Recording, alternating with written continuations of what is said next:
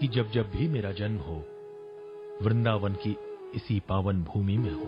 A unique project with world-class facilities just for you and your loved ones. Nalanda leisure Sanskar city At Vrindavan. सौंफ, इलायची, खजूर, सब एक से बढ़कर एक है, मगर कोई अपना बड़प्पन नहीं जताता। रहो हमेशा पास पास। गणतंत्र दिवस 26 जनवरी की प्रदेश व देशवासियों को हार्दिक शुभकामनाएं। पूरे देश में विकास की किरणें जन जन तक पहुँचे, यही मेरी हार्दिक शुभकामनाएं। सपने सपने अपने घर लाओ, अपने अपने सपने घर लाओ, बहती हवाएं घर लाओ, उम्मीद की किरणें घर लाओ, सुबह रेशमी सांझ मखमली अपने आंगन में लाओ, खुशियों के तारे जगमग से तारों को छत पर सजवाओ, अपने अपने सपने घर लाओ। Supertech, yours for life। गणतंत्र दिवस के पावन अवसर पर जनपद उन्नाव के समस्त नागरिकों को हार्दिक बधाई। स्वाद बड़ी चीज है, स्वाद से बढ़कर कुछ नहीं, तुलसी सादा पान मसाला।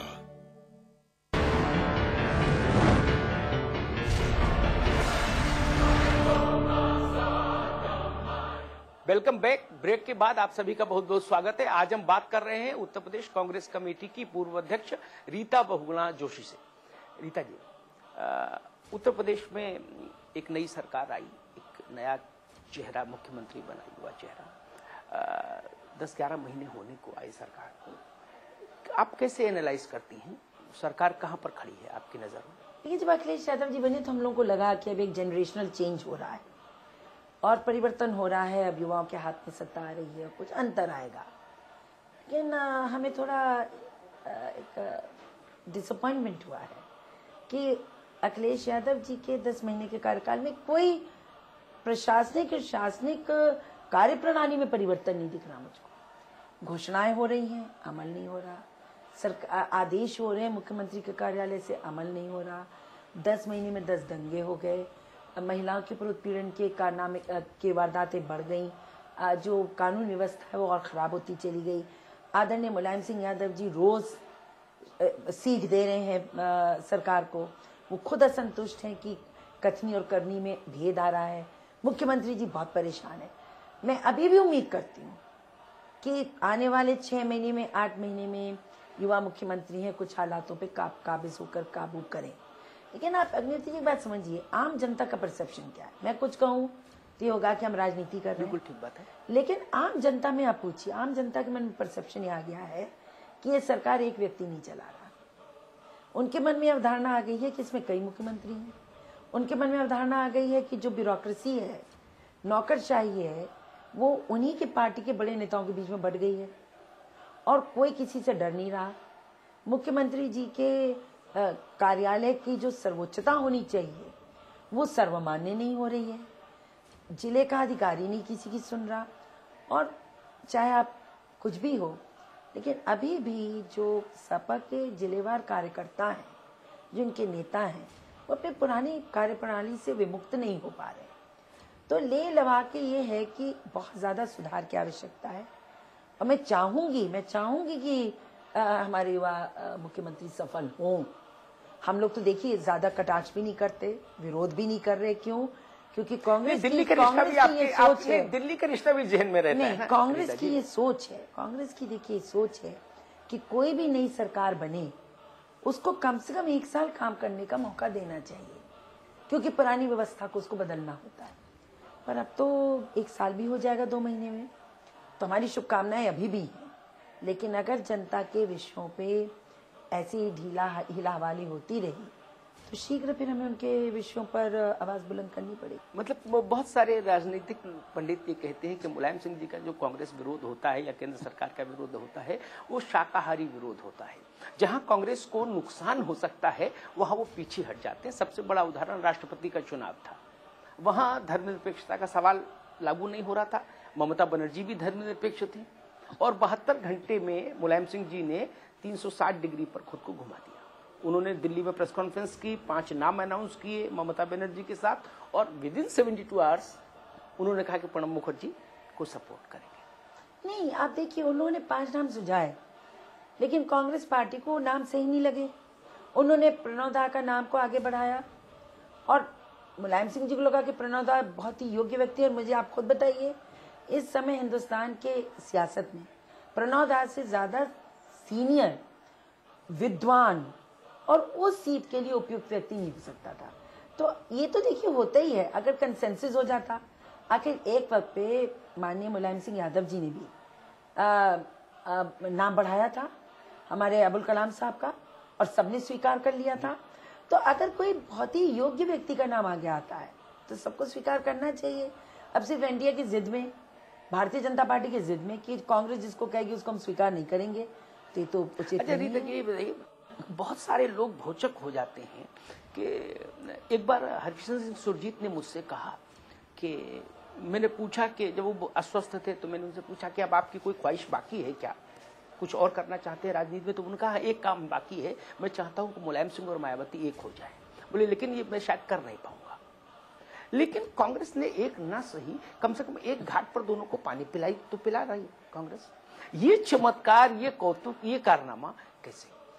कोई चमत्कार नहीं। देखिए, राजनीति में हर पार्टी को अपना सियासी पक्ष रखना होता है। मायावती जी कांग्रेस का साथ दे रही है, नहीं तो क्या, या तो एनडीए के साथ जाए या कांग्रेस के साथ आए। तो क्या मायावती जी की जो अपनी सियासत है वो उनको इस बात की इजाजत देगी कि वो जाकर और एनडीए के साथ खड़ी हो, भारतीय जनता पार्टी के साथ खड़ी हो? जबकि खुद उन्होंने पिछले 5 सालों में उत्तर प्रदेश में हर अपने भाषण में कहा कि जो पिछले दिनों हो गया, अब हम भारतीय जनता पार्टी के साथ कोई संबंध नहीं रख सकते। फिर वही बात आती है कि अगर उनकी पार्टी का धर्मनिरपेक्ष स्वरूप है, उनको उसको रखना है, तो वहां नहीं खड़े हो सकते जहां पर भारतीय जनता पार्टी है। लेकिन उसके बावजूद वो भी हमारे विभिन्न मुद्दों पर विरोध करते हैं। बहुजन समाज पार्टी ने भी, चाहे वो पेट्रोलियम प्राइसेस की हाइक हो, चाहे वो अन्य हमारे विषय हों, हमारा विरोध किया है। देखिए, राजनीति में जब कोएलिशन पॉलिटिक्स आ गई है, आज साझा सरकार एक देश की नियति बन चुकी है। लेकिन रीता जी, जो सरकार में नहीं है वो भी आपके साथ हैं, ये कौतुक है। जो सरकार में है वो तो पावर शेयर कर रहे हैं, एक बात समझ में आती है। लेकिन मायावती और मुलायम सिंह उत्तर प्रदेश की जमीन पर दो धुर विरोधी राजनीतिक शक्तियां, और दिल्ली में कांग्रेस के खिलाफ दिन में 100 चार्ज लगाते हैं दोनों। कांग्रेस गरीब विरोधी, कांग्रेस महंगाई लाई, कांग्रेस भ्रष्ट है, कांग्रेस अधिनायकवादी है, सब 100 तरह के चार्जेस। मुलायम सिंह जी की प्रेस कॉन्फ्रेंस हो तो और मायावती जी की हो तो। लेकिन कांग्रेस दिल्ली में बैठ के मुस्कुराती है क्योंकि वो जानती है कि इस वाणी के स्तर से आगे चिट्ठी लिखने की स्थिति में नहीं जा सकते ये लोग। वो कौतुक है, वो राजनीतिक पंडितों को अगर उनका वो ये भी सोचते होंगे कि अगर हम सपोर्ट विड्रॉ करें तो सरकार गिरेगी, और सरकार गिरेगी तब क्या, व्हाट नेक्स्ट? तो अपने अपने पार्टी के अंदर मंथन होता है, चिंतन होता है। और मैं समझती हूँ ये सही निर्णय है कि अगर गठबंधन की सरकारें नियति बन चुकी हैं और अगर किसी के अगर 5 साल के लिए एक सरकार चुनी गई है तो उसको पूरा वक्त दिया जाना चाहिए। और धर्मनिरपेक्षता का आधार दोनों बोलते हैं खुद ही कि भाई हम धर्मनिरपेक्ष शक्ति को सपोर्ट कर रहे हैं, इसलिए कर रहे हैं कि बीजेपी ना आ जाए। तो मेरे ख्याल से ये बहुत बड़ा विषय नहीं है, पर उनका आभार है कि वो लोग हमारी सरकार को केवल सपोर्ट कर रहे हैं। केवल धर्मनिरपेक्षता का ही मसला है या कहीं कुछ सीबीआई का मसला भी इसमें होता है? नहीं, ये तो आप लोग आंकलन करते रहते हैं, ऐसा कुछ नहीं। सीबीआई अपना काम करती रहती है। आपको मालूम है कि हर एक के केस में केसेस चलते रहते। आज गडकरी जी चुने गए हैं अध्यक्ष, उनका निर्विरोध मैंने सुना नामांकन हुआ है, लेकिन उनके खिलाफ सीबीआई की इंक्वायरी चल ही रही है। हर एक के खिलाफ चलती है, ऐसी बात नहीं है। वहाँ कोई, मैं समझती नहीं। अभी चुनाव हो रहे थे वीरभद्र सिंह जी के, उसी के चुनाव के दौरान आपने देखा कि कितने कितने मसले उनके खिलाफ उठे। तो ये विषय नहीं है। विषय सीधे ये है कि आज पार्टी, कांग्रेस पार्टी के नेतृत्व में यूपीए सरकार है। जो पार्टियां इसको नुकसान पहुंचा सकती हैं, गिरा सकती हैं, वो विचार करती हैं कि क्या ये उपयुक्त वक्त है कि हम अपना हाथ खींचें, और अगर हम खींचते हैं तो उसका परिणाम क्या होगा। तो परिणाम सोचते हैं 5 साल की सरकार है, चलने दी जाए, ये सोचते हैं और सपोर्ट करते हैं। तो ये तो अब कांग्रेस का, गवर्नमेंट का एक एडवांटेज तो है ही। रीता जी बहुत बहुत धन्यवाद हमसे बात करने के लिए। तो ये थी उत्तर प्रदेश कांग्रेस कमेटी की पूर्व अध्यक्ष रीता बहुगुणा जोशी।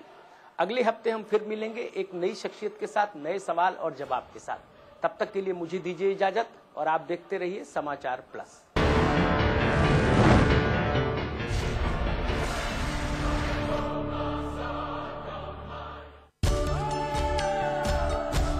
इसमें टेस्ट है, तंबाकू नहीं।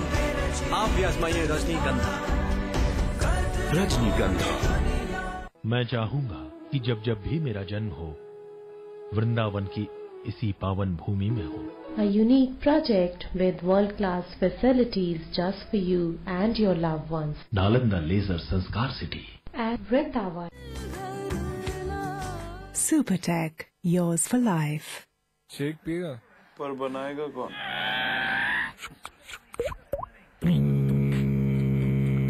Catch your milk 1 minute shake, ना मिक्सर ना ब्लेंडर, बस पानी डालो, मिलाओ और तैयार। Catch your milk 1 minute shake. मेरा ही तो हिस्सा है तू, हर पल का किस्सा है तू,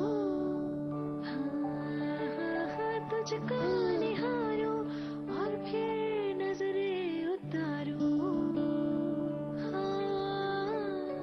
खुशियाँ दे इतनी सारी सब तुम पे वारो। पर सोचती हूँ कभी कभी कब तक रहेंगी ये खुशियाँ बनी।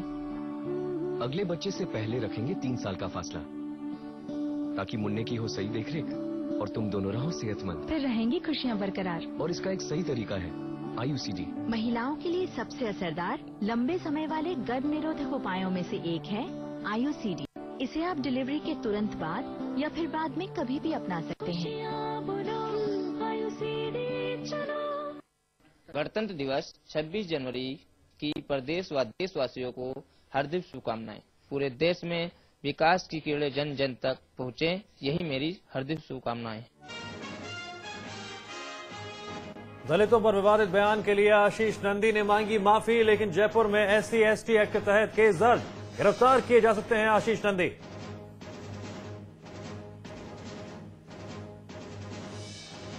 बीएसपी सुप्रीमो मायावती ने की मांग, आशीष नंदी को तुरंत गिरफ्तार कर जेल भेजा जाए। मंत्री रामाश्रय कुशवाहा ने कहा, यूपी में होते तो भेज देते जेल।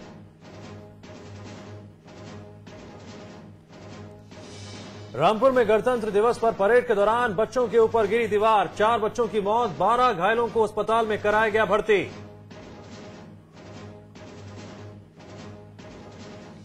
गणतंत्र दिवस के जश्न के दौरान फर्रुखाबाद में भी हादसा, स्कूल का छज्जा गिरने से 6 बच्चों समेत 7 लोग घायल। इमारत के निर्माण में घटिया सामान का किया गया था इस्तेमाल।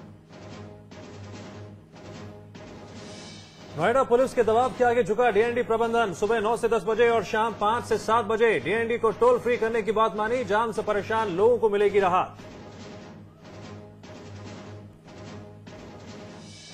गणतंत्र दिवस पर दिल्ली में राष्ट्रपति प्रणब मुखर्जी ने फहराया तिरंगा, भूटान नरेश वांगचुक बने कार्यक्रम के मुख्य अतिथि, शानदार झांकियों ने मन मोहा।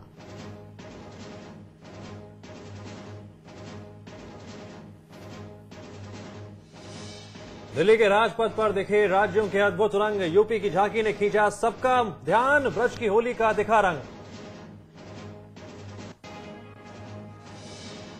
लखनऊ में यूपी के राज्यपाल BL जोशी तो देहरादून में राज्यपाल कुरैशी ने फहराया तिरंगा, रंगारंग सांस्कृतिक कार्यक्रमों का आयोजन।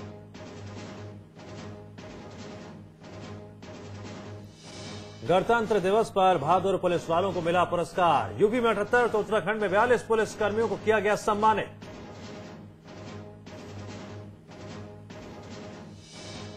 और गणतंत्र दिवस पर उत्तराखंड के लोगों को सीएम का तोहफा, ऑनलाइन शिकायत दर्ज कराने की सुविधा शुरू, समाधान के बारे में भी ऑनलाइन मिलेगी जानकारी।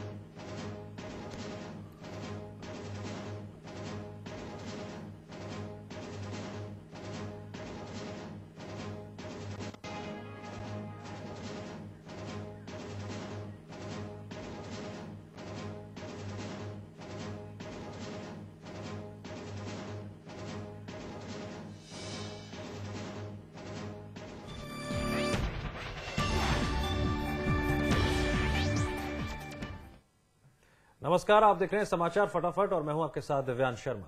और मैं हूं रीना खान। फटाफट खबरों का सिलसिला शुरू करने से पहले अहम खबर आपको बता दें, एटा से आ रही है, जहां पर पुलिस लाइन में गणतंत्र दिवस कार्यक्रम के दौरान एक जानलेवा खेल खेला गया। तस्वीरें देख सकते हैं आप, एक्सक्लूसिव तस्वीरें हैं समाचार प्लस पर। एटा की तस्वीरें हैं जहां पर जानलेवा खेल खेला गया।